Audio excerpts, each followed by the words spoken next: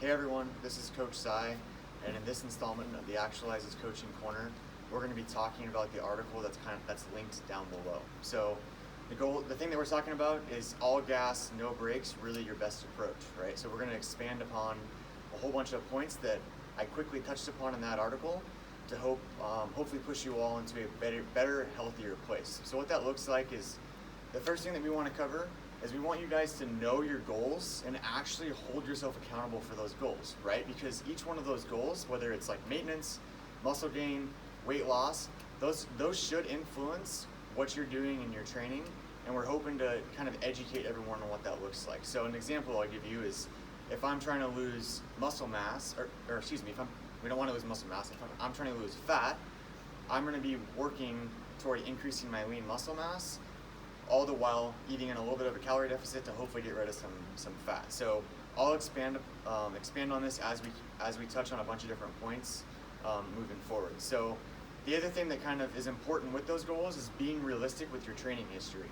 So I mean, it's something that we hear all the time is, oh, I used to be able to do this, or I did this, or I didn't work out for 3 months and I'm going to go and jump right back in. Well, that's not, in our opinion, the best approach, right? Because we want you guys to be able to come back. And so if you're jumping in and not being realistic with what your training history is and where you currently are, you're kind of exposing yourself to the likelihood of being injured, and that's something that's one of our biggest core values is you can't be fit and you can't exercise if you're hurt, right? So the all gas, no brakes, or the all or none approach is kind of what we're trying to push back against. And there's a bunch of other variables that go into that too, right? So if you haven't been training, your movement efficiency goes down. So then there's much more of a cognitive component. You're burning more energy.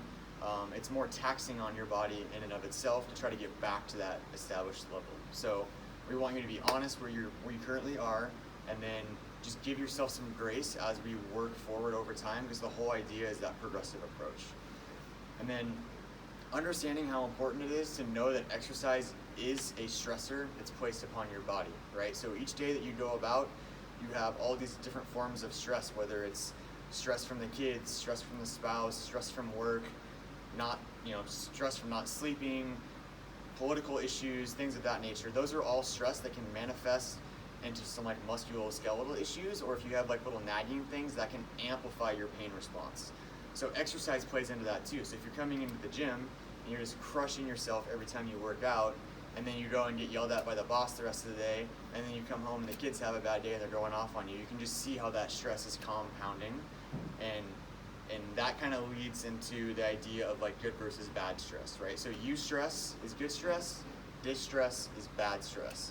So the eustress is going to be things that are going to kind of keep you motivated, they're going to make you feel sharp, that type of thing, like little jitterbugs that excite you, versus the distress is compounding, I'm crushing myself in the gym multiple days a week, and then all the other stressors that I just talked about, lack of sleep, poor nutritional habits, those types of things. So why is this important?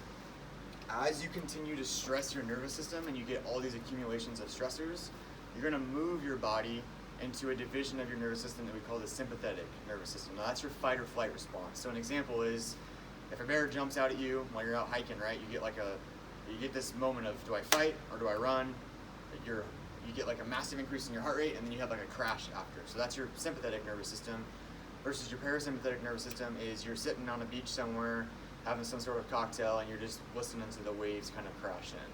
So that sympathetic nervous system, if you're constantly tapping into that, that's exposing you to different hormone profiles than what the parasympathetic nervous system does.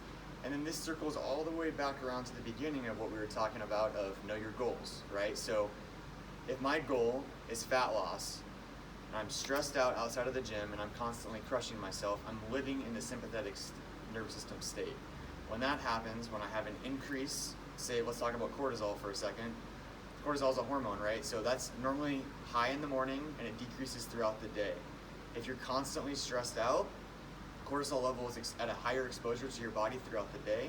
And when that happens, it can actually cause you to start metabolizing metabolizing muscle, which is going to lower your lean muscle mass. And we never want your lean muscle mass to be lowered, because when that gets lowered, your total energy expenditure for the day gets lowered. So we're going into a whole bunch of scientific information and wording, so kind of bear with me here. I'll wrap it all up.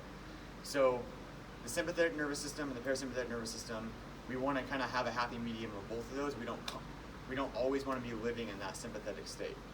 So sleep, right? How many of you guys are actually getting 7 to 9 hours of sleep per night? There's probably a lot of people laughing when I even say that, because like, oh, that's not even possible.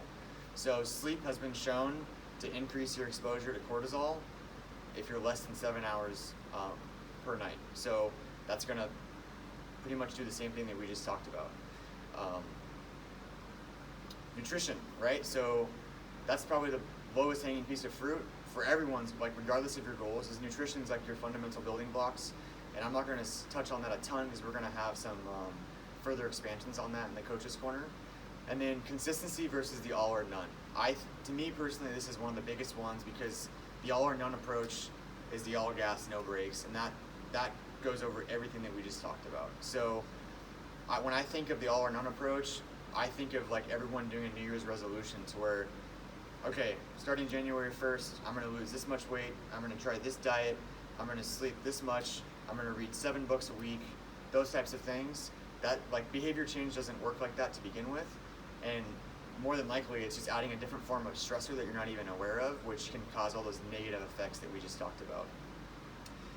And then another important one, which goes back to know your goals and be realistic with your training history, is understanding what a good workout actually entails, right? So I'm not even sweating, I feel like I got hit by a truck, I'm so sore I can't move.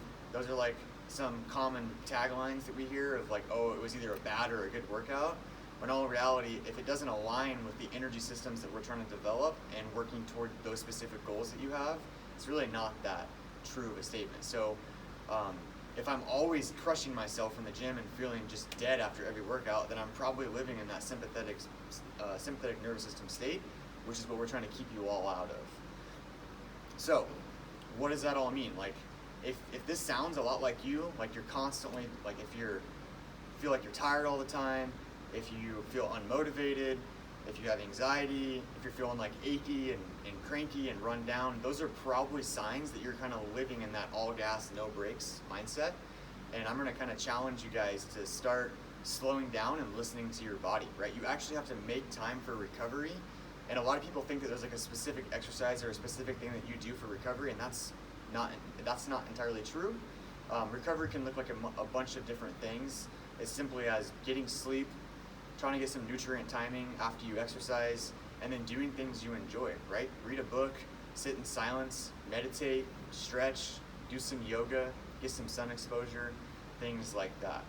So lots of information, and we're touching on each one of those points quickly because we're going to expand upon them in each coaching corner. Have a good day, everybody.